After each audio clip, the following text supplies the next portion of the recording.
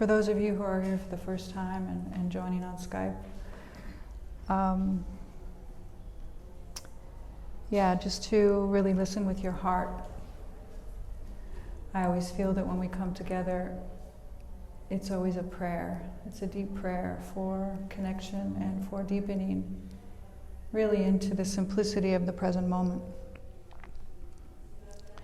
And so whatever is said, which I never know what's going to be said, but it really does come from a pure place. I can assure you that. Speaking in front of people is not something that I have ever wanted to do or felt inspired to do. In fact, I was very, very afraid of speaking in front of people. And so I just want to invite you into the prayer in this moment, that we're all in this together, that we're here for a true connection with the heart. It's not really about spouting concepts. I can only speak from what I've gone through, and to share that just as like a cheerleader, really. Like to really witness that, the teachings of the Course in Miracles and the tools that we have, they actually work to come into a more consistent state of mind. And I've been on a pretty fervent path for many, many years. And I knew from the time I was 12 that something wasn't quite right with this world. And so just like sitting here today and sharing from the heart, I had to go through a lot in order to just have the courage to even just be sitting here.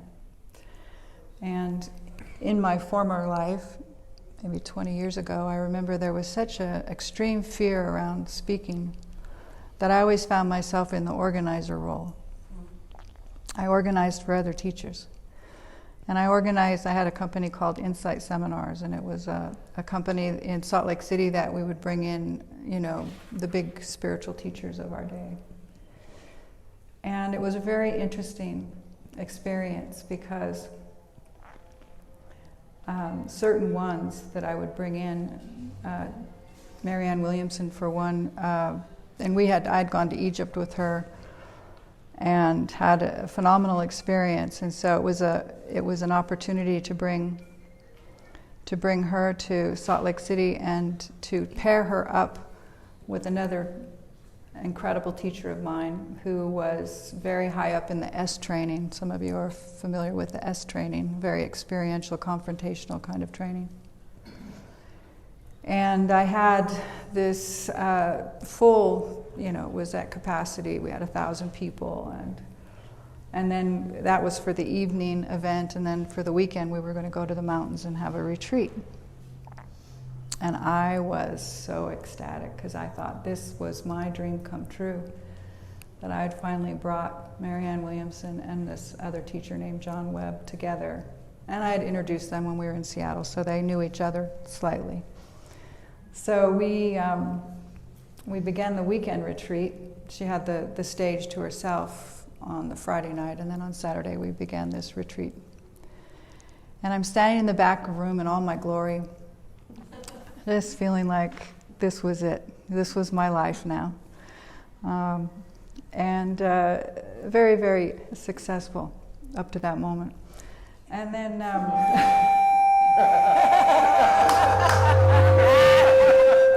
That's about how it felt. What timing. Yeah, so the retreat began, and I thought, well, we'll have John come out first. And John was about experience. He wasn't about speaking so much about things. He was about experience, and he was a master, and he was a course student. And he started taking this woman through a process. And Marianne, I could see her over here, and she was getting very uncomfortable. And he was taking her through this process. And of course, I knew where he was going because I had been with him. And then there were some people in the audience that knew John, and most of them didn't, okay? And so Marianne stands up, and I swear to God, this is like in the first 20 minutes. Marianne stands up and she says, "John, where are you taking this? Because the woman was going through a process. And he very patiently said, da-da-da, whatever he said. So she settled back down, and the woman got more uncomfortable as he spoke with her.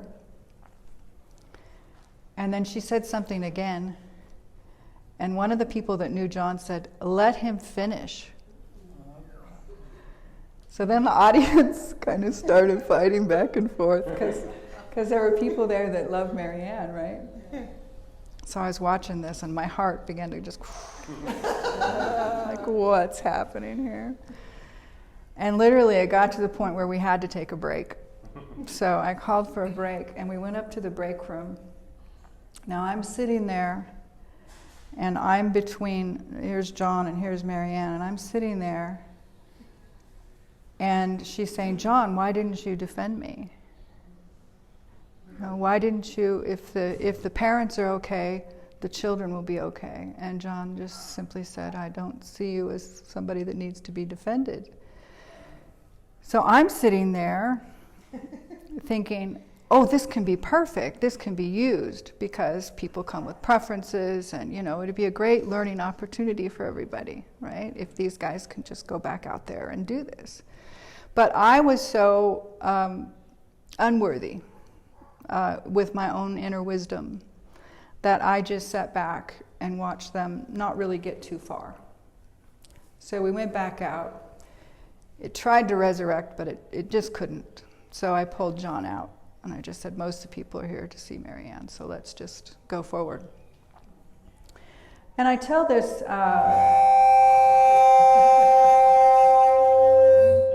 do we need this mic? Yeah. Okay, we need it. Okay, I trust my brothers. Okay, I won't lean forward. I'll stay vertical.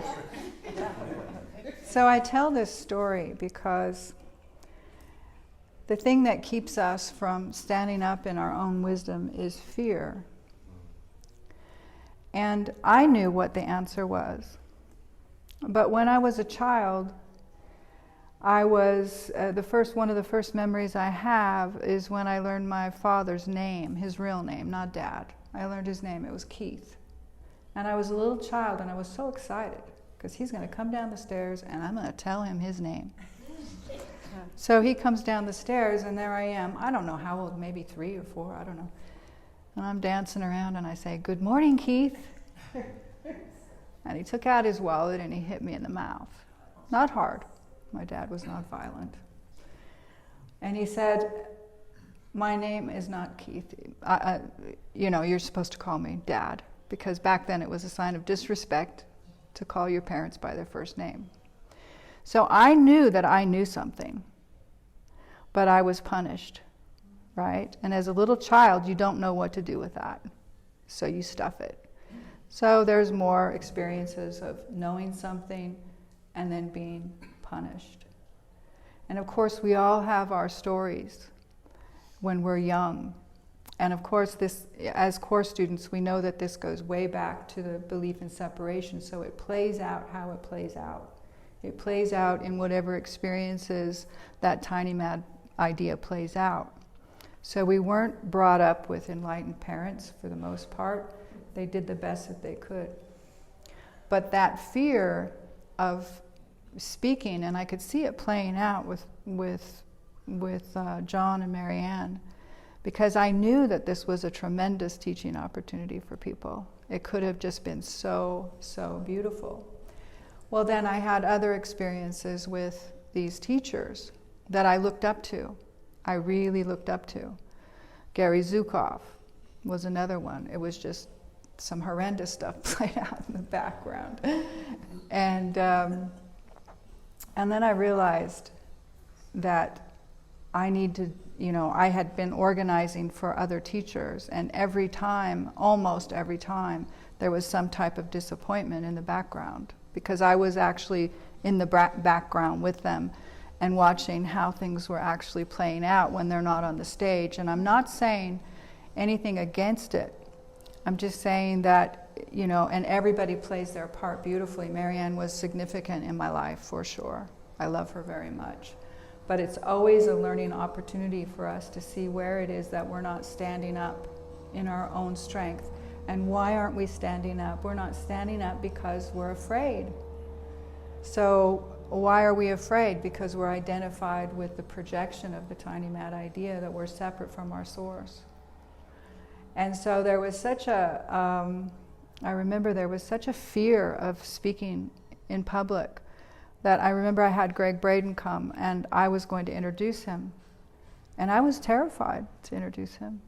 So I went and got hypnotized. I thought, well, I'll go get hypnotized, right? To get over this fear. So there's all these things that we do to try to fix it, right? Well, nothing will ever truly fix it until we learn how to truly forgive. And until we truly learn how to forgive, we will never actually be consistently happy. And of course, this is what the Course wants to bring us into, is a consistent state of peace, joy, and happiness. And it's worthy of our full intention. Now, about, 5 months ago, when we got back from Portugal, we were staying at a beautiful place that was set up for us, and I posted a post, and it was a post of a beautiful Native American with a hummingbird. It was a beautiful, beautiful portrait, and what I put on there was this little paragraph about how Native Americans, when the warriors would go out, one would stay back and be a faith keeper for the whole tribe. One of the warriors would stay back and just be in prayer and in silence and in connection with these warriors. And I put on the very bottom of it, this is what we're to do now, because there was so much fear coming up about this oncoming pandemic, right? Well, this post got over 10,000 responses. Now, usually there's, 100 responses, but this was well over 10,000 responses. And I thought, wow, this is really hitting something. Like, it was really hitting something deep for a lot of people. And what it was, and I pay attention to that because it's like what it's hitting is this call to rise up, to stand up, to rise up in your strength and the light and the love that we are. Of course, how do we do that? Well, we do it by facing our fears. And that's the most uncomfortable thing. I posted something the other day I thought was so beautiful. It's face everything and rise. That's what fear stands for. Face everything and rise. Well, we are truly already risen, but we've just forgotten this, right? So we want to remember. We want to remember that rise. We want to remember that we've never left the kingdom. So what do we have to do? We have to face those fears. And so that's what makes things uncomfortable on this journey. And the Course in Miracles is not a comfortable path. It's simply not a comfortable path because it's calling us to look at this fear, which is not real, but it certainly feels real. I mean, it took me a month to recover from the whole incident with Marianne and John. It's not comfortable to realize that perhaps you're not speaking when you should be speaking. We have to start really taking this on in a very practical way. And I know last week after the gathering, during the gathering, I did a collective prayer with you guys and just said, how can we, as an undefined community, I like to call it, come together in a deeper way with one another, to where we're using our relationships so fully that we're able to start to walk towards some of these fears. And the fears play out, fear is the umbrella for all of it. Stress, concern, whatever, it's the main guy, and then there's all these little components that bleed down, but it's all fear. And the dreamscape that we seem to find ourselves, while a consistent state of peace is not here, is a fearful identity. It's an identification with something that we are not. So we just want to simply walk towards that experience of whatever it is that feels like a contraction in our heart. And most of us have lived many, many years with fear to where we don't even recognize that it is fear. It's normal. Fear has been made normalized in our world, and it's not normal. It's not natural. It's not our natural state. And so as we forgive, as we walk towards forgiveness ever more with such a commitment in our heart to have the Spirit show us, then we start to untangle those cobwebs in the mind, and you actually start to feel lighter and lighter and lighter and lighter. And every time you walk towards something that you think you're going to be met with more fear, it actually starts to dissolve. And I think many of us know this. But the thing is that there's such a familiarity with fear that we're actually more comfortable with it than we are with what's on the other side of the fear. And I always say that the happiness is right on the other side of the conversation you don't want to have. And so it's just time to, open up to really going deeper and deeper into this. Because if you are not living in a much more consistent state of peace, then that's great, that's fine. It's just that let's just not fool ourselves by thinking you can just do it the way you've been doing it and get anywhere else.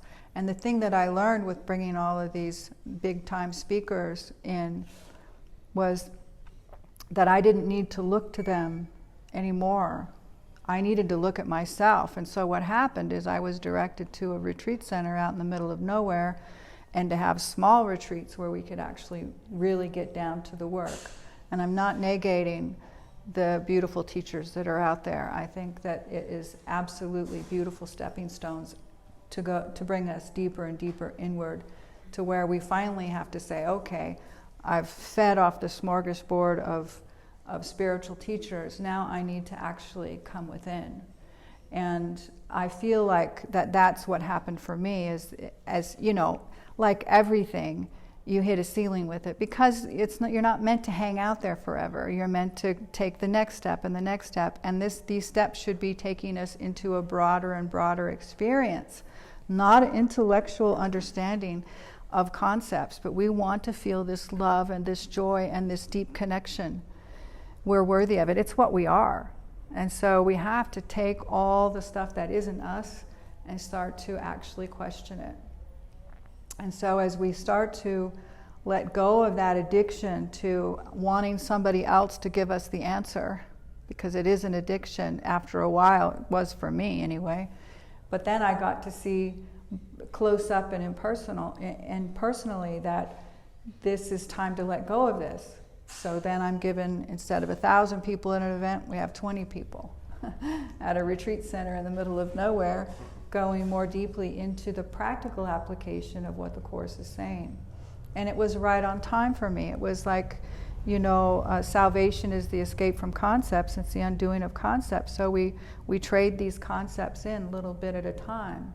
One concept will lead to, if your intention is the vertical, then your concepts will get turned in for new concepts that are more helpful. They're more helpful. They bring you deeper. They bring you more into the grace of the present moment. And fear actually the thing that we're the most afraid of is the present moment. The thing we're most afraid of is just being here now, in this, without a future and without a past. I mean, it's just amazing when you think about it. Like, what am I so afraid of? And I've done silent retreats for years, facilitated and been a part of, participated in silent retreats. And a lot of people are terrified when they come in because they know they're not going to be entertained by teachings. There are some, but not very, very much.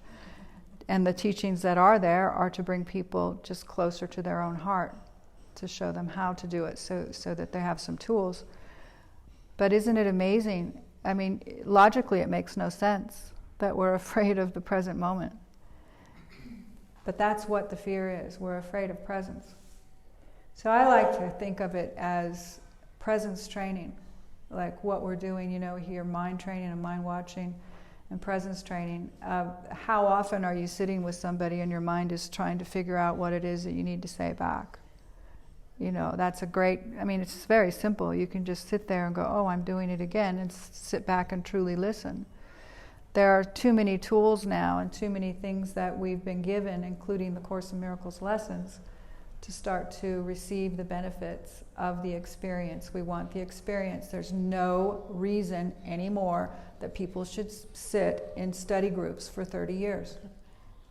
And we're like the first generation of Course students. And if you're not seeing people pop through to the other side, then it's time to open up to show me where these people are, because they are here. So we want to pop through to the other side to experience. So we have to take our face out of the book at some point. The book is just a tool. The book is medicine to the soul, right? Just like when we work with sacred medicine, it's just a tool. It's not meant to be carried around forever. Fine if you want to go and enjoy some poetry and you want to just feel that connection. That's beautiful. And of course, there are many that are just starting out on this path. Of course, hold that book close to you. It's the most beautiful handbook out of hell that could ever be delivered. And it is. It truly, truly is. But boy, oh boy, does it take a concerted commitment to practice forgiveness. And this is not a quick fix. And this is where a lot of people get very frustrated, because they have this judgment about themselves that they should be further along. And I've had one-on-ones recently where this has been the case, where somebody thinks everybody else in the room is getting it, but they're not. Well, if we're here and the perception lasts, there's healing to be done. Make no mistake about it. So I feel like that is something where if we could today walk away with nothing else other than, I am on a healing journey. And yes, it feels like a journey until it's a moment. But why beat yourself up thinking I should be further along? Why is this issue coming back? What's going on? That's just self-abuse. And we want to be kind. We want to be kind to ourselves, and we want to reach in and say, you know what? I want to discover and recover who I am. And there's so many layers of delusion. There's so many layers of thick programming of an identity. It's a mistaken identity. That's the only problem that's going on, is we think we're something that we're not. But it's a pretty big problem. It feels like a pretty big problem because we don't know how to escape it. Well, we don't go on a witch hunt for things that might be buried deeply in the subconscious. We just deal with what we see across the room. We just deal with what is arising in the grocery line. We just deal with what's happening in traffic. It's really, truly that simple. And the reason it has to be this simple is because it's too frightening to confront it all at once. So we are given this, what Jesus calls a slowly evolving curriculum. Well, if Jesus says it's a slowly evolving curriculum, then be patient with yourself. Be loving to yourself. And know that when something arises, there's nothing wrong. There's absolutely nothing wrong with upset arising.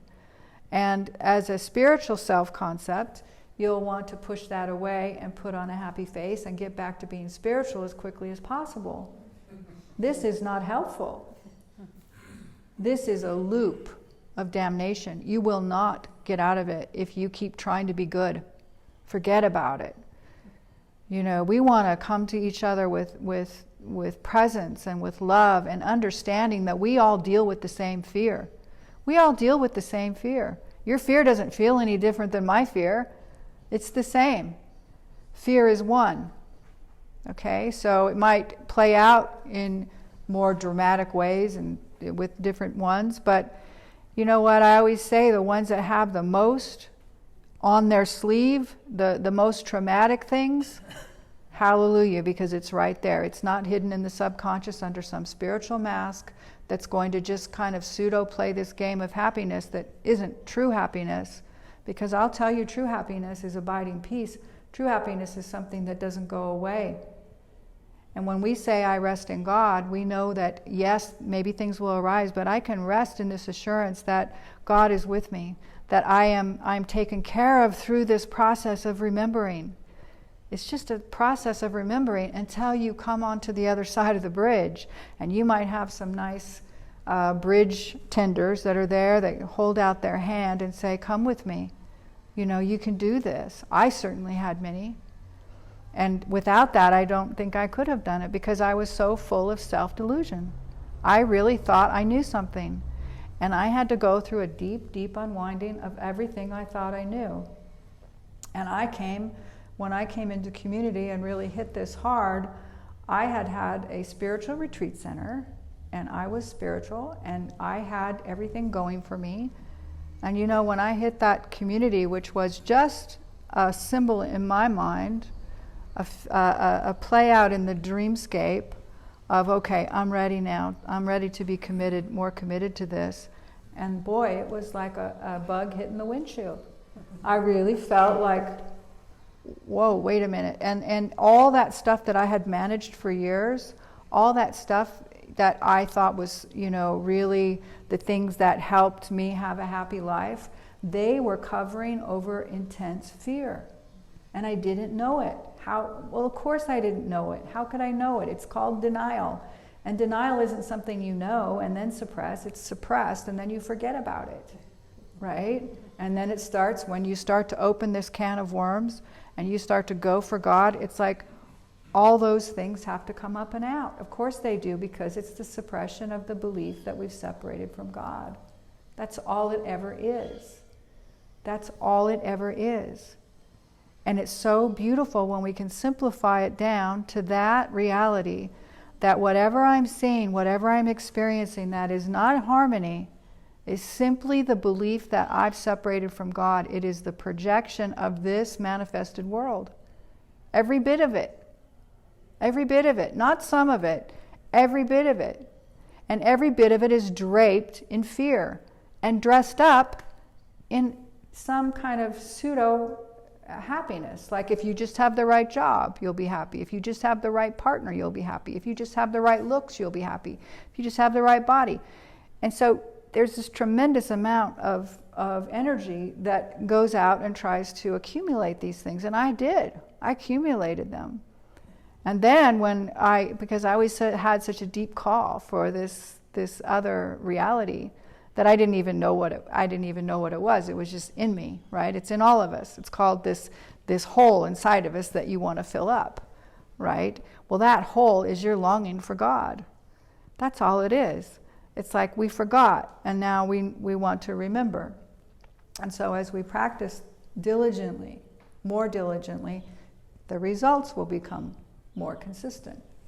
But if you're just, fine, a little bit of this and a little bit of that, that's fine too, but that's what you'll receive, and wonder why you're not happy. Forgiveness is the key to happiness. Jesus says, forgiveness is the key to happiness. If Jesus says that's the key to happiness, then let's practice forgiveness. And let's do it with each other, because we're all here and we're all together. And we shouldn't have relationships that aren't devoted to forgiveness, because if this is truly a projection of a tiny mad idea of separation, and we all these little separate bodies, and we want to come into the unified field of awareness, the only way to do that, Jesus says, is through forgiveness. So what does that mean? A couple weeks ago, I said something like, if you have grievances in your heart, you can't sidestep those grievances. You can't. If it's 20 years ago, 50 years ago, I will guarantee you it's playing out in your life all the time. Because what happens with unforgiven grievances is they loop. All of a sudden you're dealing with another person that acted just like that other one. And then you move away from that one, and then there's another one, and they just keep popping up. It's like whack-a-mole. You think you've got one handled, and then there it is again. We don't want to loop in time, and we don't want to waste time in time. The only proper use of time is to remember God. So let's make this very deep commitment within ourselves, and also just to get super, super honest of where, you don't want to forgive. You know, it's almost like, you know, you're good with the Course in Miracles until you actually see what it's saying. You know, you actually see what this book is saying. And then it's kind of shocking. Like, and then there's all these ideas about being right about something, all these ideas about projection that you have to deal with. And you know what? I think it's the most inspiring thing ever. It's like, who cares if it's hard? Do you know what? It's like we're all old enough here that we've been around the block a few times. And we've looped and we've looped and we've looped and we've looped. And it's just time to stop looping. And I believe that that's why there were 10,000 hits on that one post. It was a spirit saying, you know, it's a collective cry for awakening. Like, let's start going vertical here for real. Let's stop this nonsense of thinking somebody else has the answer for me, or that some other teacher can tell me something and then I can do that and then I'll be happy. You know, the Course in Miracles is simply to point us back into the direction of our own internal teacher. And these, I'm not saying that teachers are not helpful. My God, I've had many of them. I've had many of them. I feel like we're all each other's teacher. That the most holy ground is when we look into each other's eyes and say, I need help. When I say, let's join, let's get to the bottom of this, you know. And to be able to have a community, an undefined community, which is so beautiful, to have the practical application here, to make these relationships go deeper. Because I'll tell you what, we can all fall in love with each other. There is no doubt about it. And I mean for real. Where you feel at ease and in comfort. And you know, if you're sitting here right now and you have any anxiety at all, this moment matters. You need to be checking yourself all the time. Where do I feel contracted? Because we are so used to ignoring that we don't pay attention to ourselves. That's the abuse. And then we want everybody else to reassure us that we're okay, when we're just so deeply unsettled at the core. Of course we are, because if we're identified with the tiny mad idea, it's a very unsettling experience. But it's okay, because this is what we're all here to do, is to heal our mind and to join above the battleground of this fearful thought. We deserve to be happy. We are happiness. We're true happiness. So if there's anything that's standing in the way, we want to go directly towards it. We don't want to move away from it. And that is the hardest thing. That is the hardest thing to do. So a couple of things. The seeking part of the path, let it be done. Let the seeker be put to rest. The seeker serves us well until we've found something that actually works. But when we've found something that actually works, you got to turn off the YouTubes. You've got to start going into the practice that's been given to you. And if it's the Course in Miracles, then you need to go into it all the way, right? On a more consistent basis. So there's this temptation that, and it's almost like a sugar high or a sugar hit or something when you keep going towards, like, searching on the internet for another teacher, to just fill you up for a second. You know, it feels good for a second. But we're entitled to the miracle of true forgiveness. And underneath that, and underneath all of these fears, resides the vibration of God. The energy of fear and everything that we think that entails, which is most everything, is sitting on top of that light. So we have to uncover our true vibration of God. Because underneath that, and a beautiful thing that we teach in our retreats is about being with the emotion. Being with it and not trying to fix it and judge it. Do you know that most of the time when there's a problem, you judge it? You think there's something wrong with you. This is a spiritual trap. When you start saying, okay, what did I do that created this? Instead of that, we want to go deeply into the experience of it. And yes, there's all kinds of patterning from our childhood and from our life. There's lots of patterning. And it's based in a wrong perception.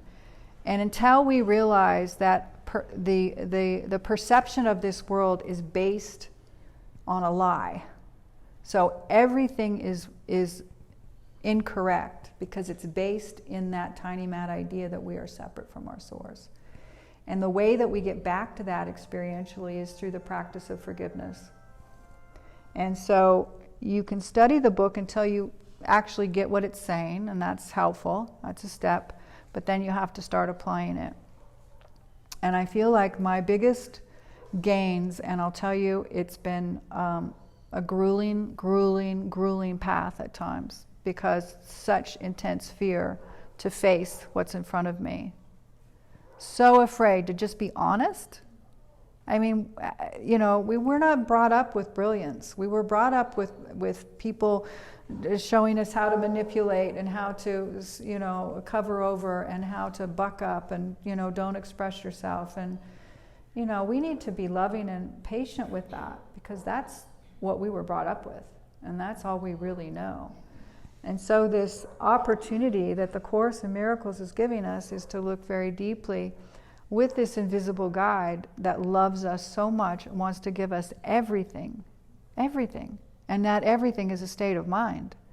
Now, there are perks along the way, I will tell you. There are perks along the way. As you start to focus only on the kingdom of heaven within, everything will be given to you. It's almost like we've been taught so wrong that we think it's the only way. We have to take care of ourselves, right?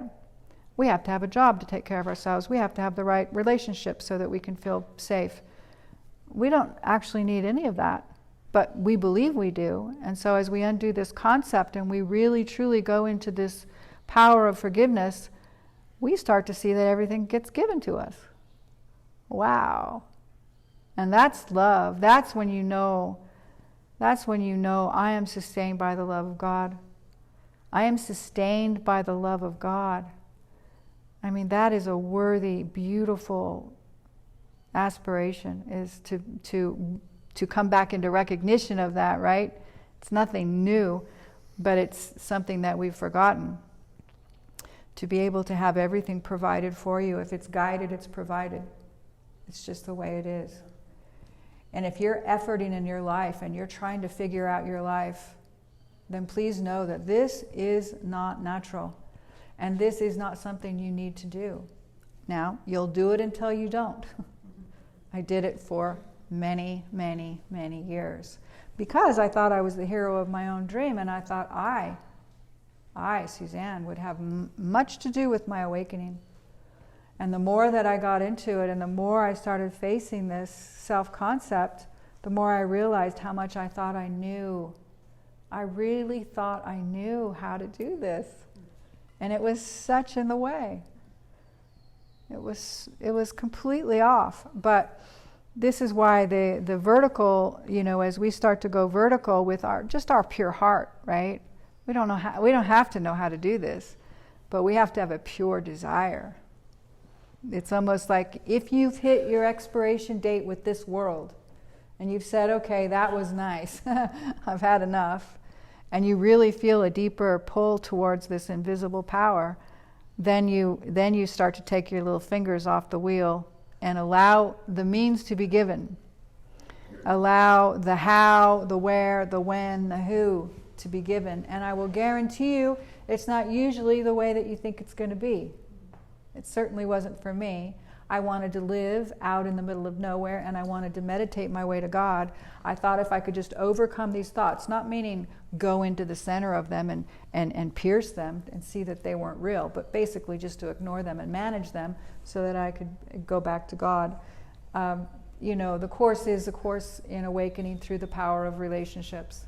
It is a course given to us that it is a fast track. It is not years of contemplation. It is not years of meditation. It doesn't mean that you don't meditate. I've done 2 sits with Vipassana. I've done silent retreats. But for the most part, it's with the relationships.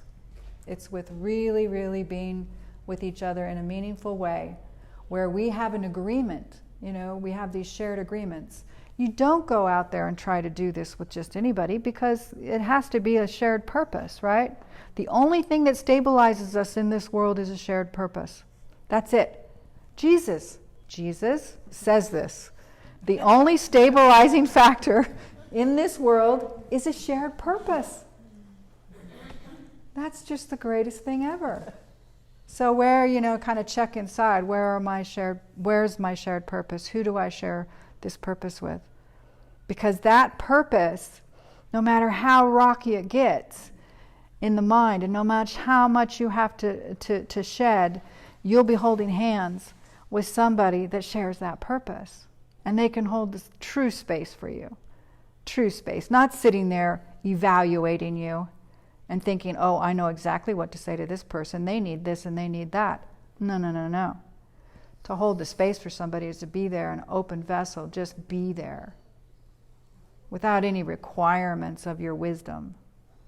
I remember one time I was with David, and we were in a small group of us, and things were getting pretty heated up, and I said something, something brilliant, and I really thought it was needed. And he looked at me and he said, "The Holy Spirit is not interested in your opinion." And I thought, whoa. But somehow, because of the assignment, I felt that. Like, wow, that's intense, It's really intense for the spiritual self-concept to think it knows for somebody else. Because it actually feels like it knows it. And so it wants to bestow it, right? And I found out many, many times over how much I didn't know. And I was shown it in sometimes very pointed ways and sometimes very gentle and beautiful ways.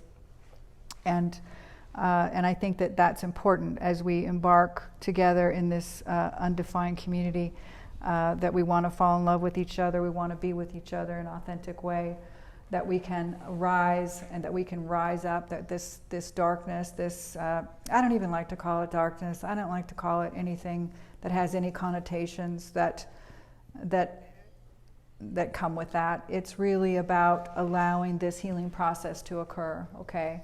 And that can feel uncomfortable, and it can feel like these things we call sadness, these things that we call anger, these things that we call bad, victims, whatever. We want these energies to arise, because what's arising is just the belief in the tiny mad idea. That's all that's arising. Can we welcome that? Can we welcome that? If we can welcome that, when you stop judging your healing process, I know for me, I judged the hell out of myself for years, because I thought, well, I've lived in community for a year. Well, I've lived in community for 2 years. I've lived in community 3 years. And it went on and on. I should be further ahead than this. And then I would beat myself up. And then I would try to put on a big mask so that you would know that I was spiritual and that everything was okay. And what a relief. What a relief came when I realized that I was, it was okay to heal. It's okay to heal. It's okay to be a mess. It's the essential part of it, and without that understanding, then how can you actually hold the space for somebody else if you can't actually hold the space for yourself? Where you can't just be with yourself in the messiness of yourself, where you can't, say to the Holy Spirit, maybe you're by yourself and you just pour it out and say, I'm really afraid.